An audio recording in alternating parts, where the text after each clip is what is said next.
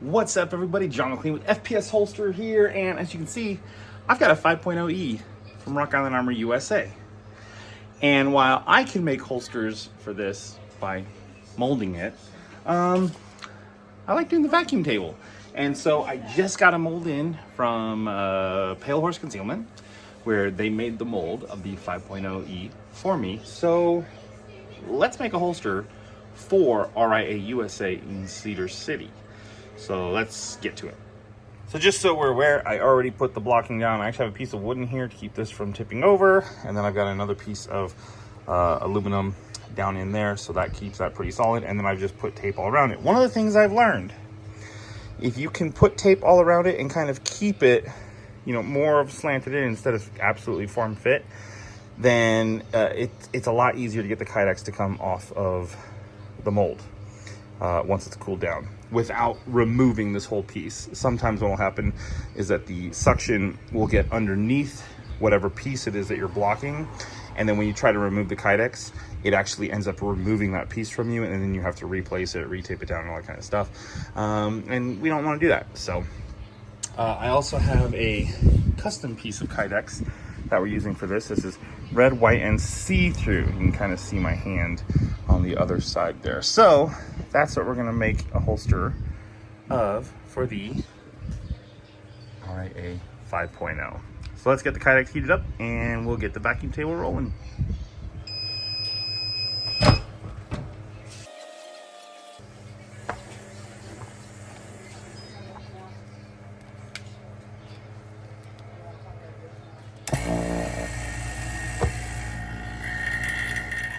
All right, so looks like I might not have had enough tape there. So we'll see if those pieces come out as we remove the kydex off this mold, or if it stays put. But I'm guessing it's probably gonna be coming out with the kydex. Yeah, see? So now I'm gonna have to just kind of heat it up a little bit just to soften it up so I can get that out. Actually, I might have enough space there. I can get that out with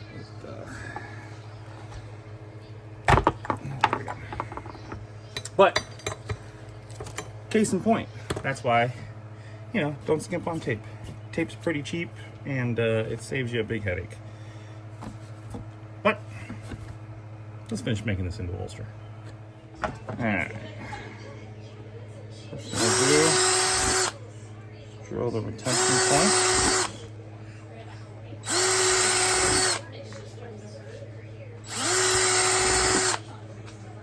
And then we're gonna go ahead and drill the tack lock point. Oh, that's kind of cool looking, isn't it? All right, well, you can't see much, but you can see there's small little indents for where tack lock holes need to be.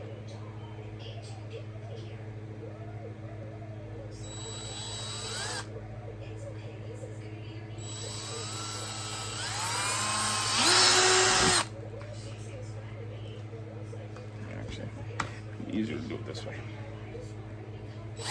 There's the center of the hole. There's the center of the hole. There's the center of the hole. There's the center of the hole. All right, we got those done. We'll do a quick deburr with one of these.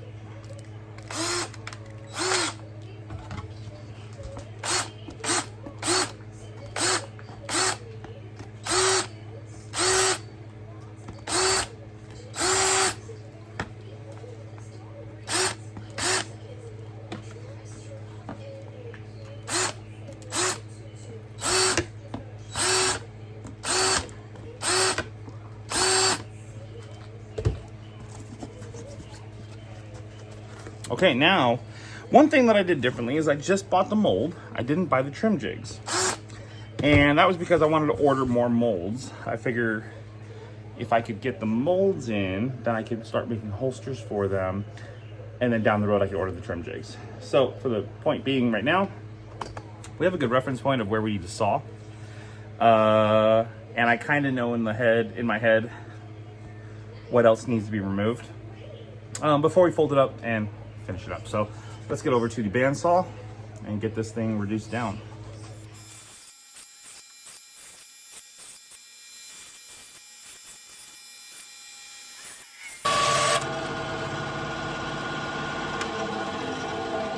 just realized it's a competition outside the waistband holster, so the cut across is going to be okay. This is actually going to still be cut down even more.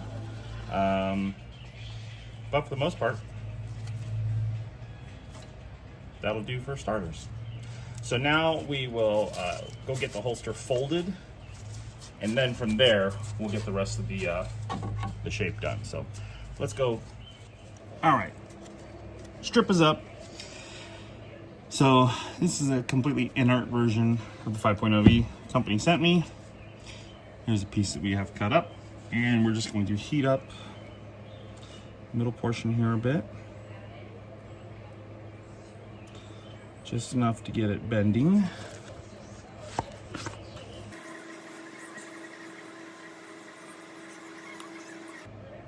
And the time necessary for this is dependent upon the thickness of the kydex and all that fun stuff. But now we just take it, fold it, half, and we're taking clamps,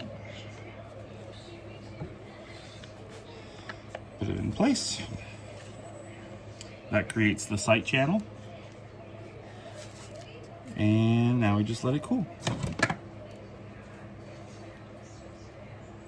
Pretty cool, huh? All right, it's cooled down, so it's gonna hold its shape now. So we're gonna take our clamps and put them back here. And now we're gonna kind of get started with putting some of the hardware together, and that's just really to help keep the holster in the folded shape without shifting. And then we'll actually draw some lines, figure out how exactly we want to have this cut, and go from there. Because I can already feel like when I'm going to grab here, that piece needs removed, which means the other side will have to be removed. You know, we'll cut this at an angle and stuff. So we'll just get all that stuff sort of figured out. But first, let's put these retention screws in. And like I said, that'll keep the kydex, granted it's still rigid, but it'll keep it from shifting at all like this when we're cutting it up. So let's do that, shall we?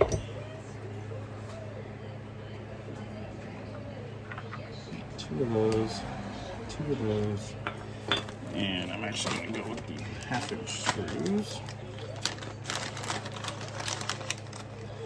So we need 2 of those, and then we're just going to go with the regular black, regular black finishing washers here. And 2. So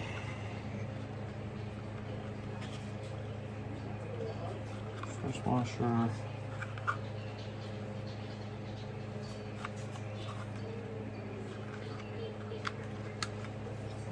second one goes in, goes in there. Finishing washer, finishing washer.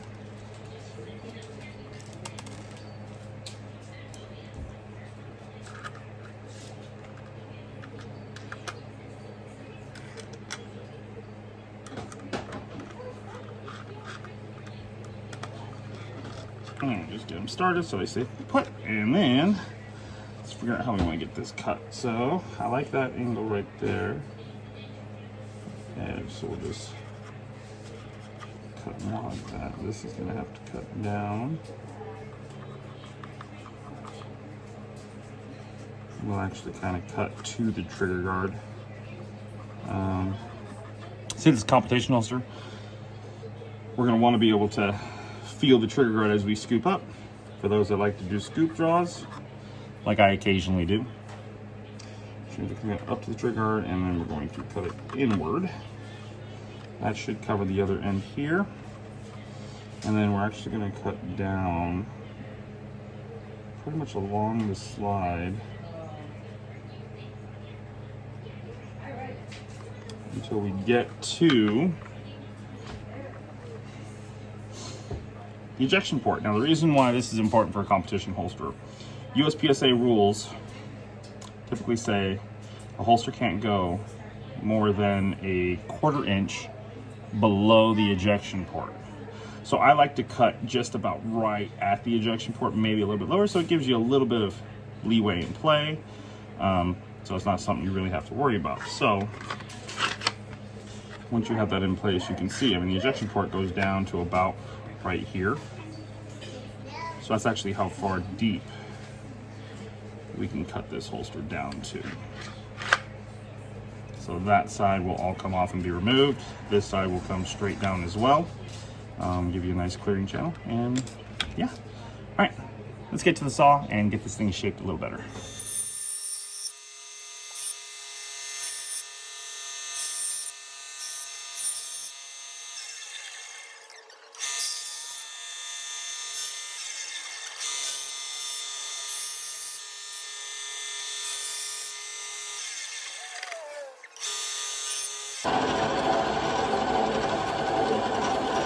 We'll sand off some parts, round off some parts, and finish off some parts.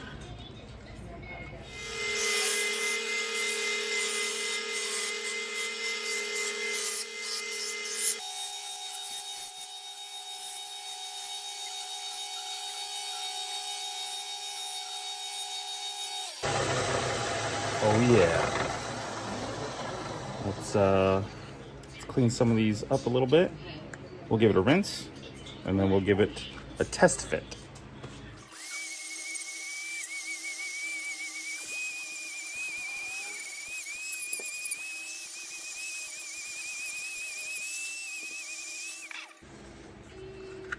Cleans up some of the edges. There's a couple pieces here I'm going to have to hit with an actual sanding head, but man, it's looking pretty good, isn't it? Let's give it a test fit. Well, let's rinse it out real quick and then give it a test fit. Okay. It's been washed, so there's no little bits of Kydex in there. 5.0E. So it looks like you can see there's that little ledge right there still. So that'll have to be, this part will be filed down a little bit more.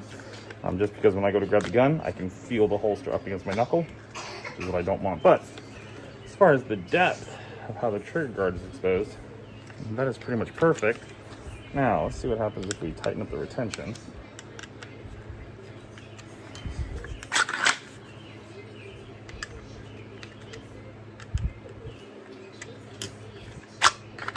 That's pretty decent there. That's harder than what I would want for competition. And then right there, that requires a ton of force to get out. So, excellent. And as you can see,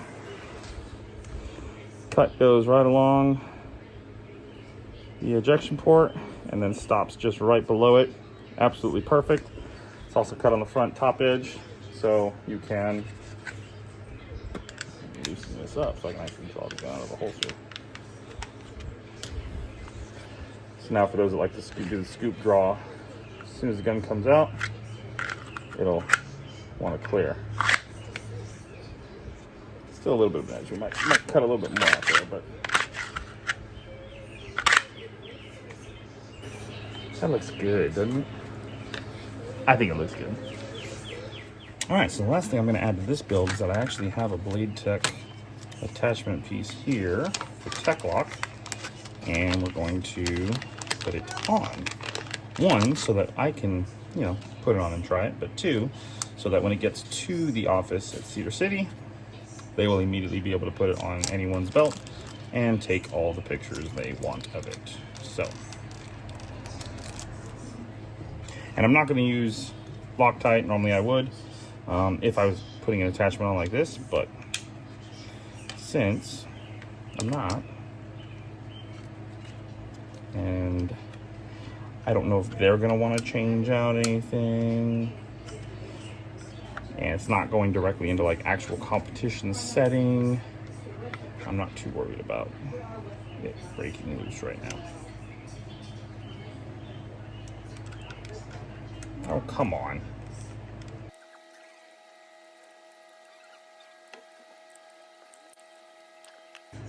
Let's put it on the belt and see if it works. You can see the, oh yeah. your knees up. That is smooth like melted butter, floating in bacon grease. Well, that is how I build the holster for the 5.0E, or the 5.0, from RIA-USA. If you are interested in purchasing one because you got your hands on a 5.0E, then you can purchase it off my website at fpsholsters.com. I'm John McClain with FPS Holsters. This was how to build a 5.0 holster. See you on the next one. Where you go, dangerous it will be. Take this with you, you must. fpsholsters.com.